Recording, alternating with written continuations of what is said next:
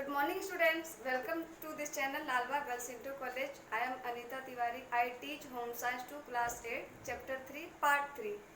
My dear student, आज मैं आप लोगों को बताऊंगी परिरक्षण विधि के बारे में. Method of preservation. प्रिजर्वेशन क्या है ये मैं आपको समझाऊंगी. सबसे पहले विभिन्न भोज्य पदार्थों में रासायनिक भोज्य पदार्थ जरूरी होता है, जैसे कि नमक, चीनी, हल्दी, तेल इत्यादि को मिश्रण करके रखने का परिरक्षण विधि कहते हैं. और हेडिंग बताती हूँ मैं आपको. हेडिंग क में है चीनी के घोल में मिलाकर बनाने से. सेब, अंगूर, अमरूद वगैरह चीज़ों को चीनी की गाढ़ी चाशनी बनाकर उसमें ज़्यादा देर पकाने से वो सुरक्षित रहता है. और जैसे कि मुरब्बे का मुरब्बा बनाना, जैसे कि आंवले का मुरब्बा, उसमें भी सेम विधि होती है. उसको भी अच्छी तरह से चाशनी तैयार करके, गाढ़ी चाशनी तैयार करके मुरब्बा तैयार कर सकते हैं. जैसे कि जलेबी भी हम इसी प्रकार से बनाते हैं. ख में है नमक, तेल एवं मसाले द्वारा परिरक्षण. उसमें क्या होता है, तेल, हल्दी और अचार जैसे मसालों का मिश्रण करके और उसको रख देने से वो काफ़ी टाइम तक सुरक्षित रहता है. जैसे कि हम कच्चे आम का अचार उसको छील लेते हैं, उसमें तेल, हल्दी, नमक वगैरह मिला के और अचार का मसाला मिला के उसको सुरक्षित कर सकते हैं. उसके बाद आता है हिमीकरण विधि. हिमीकरण विधि क्या होती है कि मेथड ऑफ फ्रीजिंग.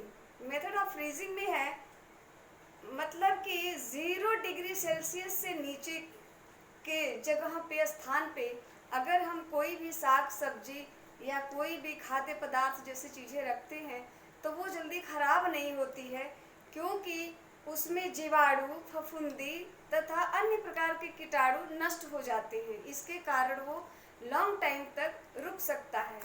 और उसके बाद इसका उपाय क्या है, इसके लाभ क्या है, एडवांटेज क्या है, इसके बारे में मैं बताऊंगी. पहला है खाद्य सामग्रियों को घुन एवं कीड़े मकोड़ों से बचाना. दूसरा है बिना मौसम वाले फलों तथा सब्जियों का उत्पन्न होना. तीसरा है आवश्यकता से अधिक पैदा होने वाले फल और सब्जियों के बारे में.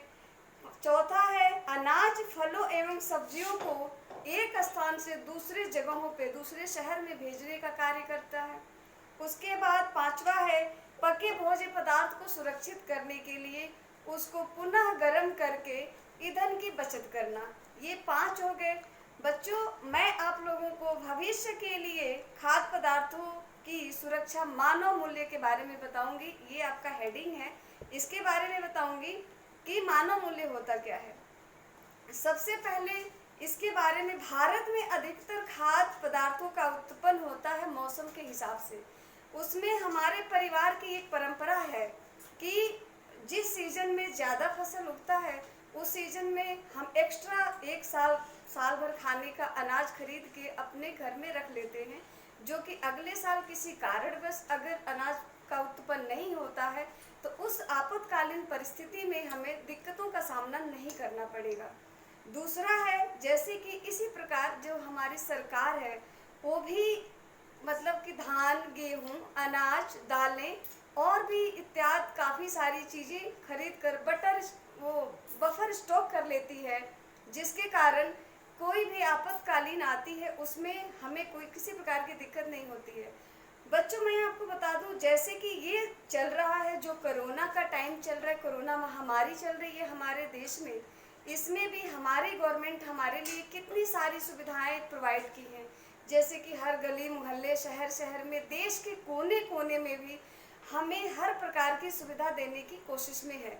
हर संभव प्रयास कर रही है कि कोई भी व्यक्ति भूखा ना रहे, हर किसी के पास आसानी से राशन पहुंच जाए. हर गवर्नमेंट स्कूलों में पका हुआ भोज्य पदार्थ भी मिल रहा है. किसी को कोई दिक्कत नहीं हो रही है खाने पीने के मामले से. ये एग्जाम्पल नहीं, ये सच है. मैं आपको ये बताना चाही हूँ. दूसरा आपको बताऊंगी कि इसी प्रकार किसान भी क्या करते हैं, अत्यधिक अनाज उगाते हैं. उसके बाद वह अपने 1 वर्षों के लिए रख के बाकी का जो शेष राशि बच जाती है उसको बेचकर अपनी ज़रूरतों को पूरा करते हैं. माय डियर स्टूडेंट्स, मैं आप लोगों को लास्ट हेडिंग बताऊंगी कि भोजन की बर्बादी ना करें। वो कैसे होता है कि अक्सर आप देखते हैं, अधिकांश यह देखा जाता है कि हर घरों में और होटलों में और दावतों में क्या होता है कि लोग अपने खाने से अधिक अपने प्लेट में, अपने थाली में खाना परोस के रख लेते हैं। उसके बाद थोड़ा खाए, जितना खाया गया खाए, बाकी का वेस्ट कर देते हैं, नष्ट करके उसको फेंक देते हैं, जो कि ऐसा नहीं करना चाहिए। ऐसा करना वो अनाज का अपमान होता है।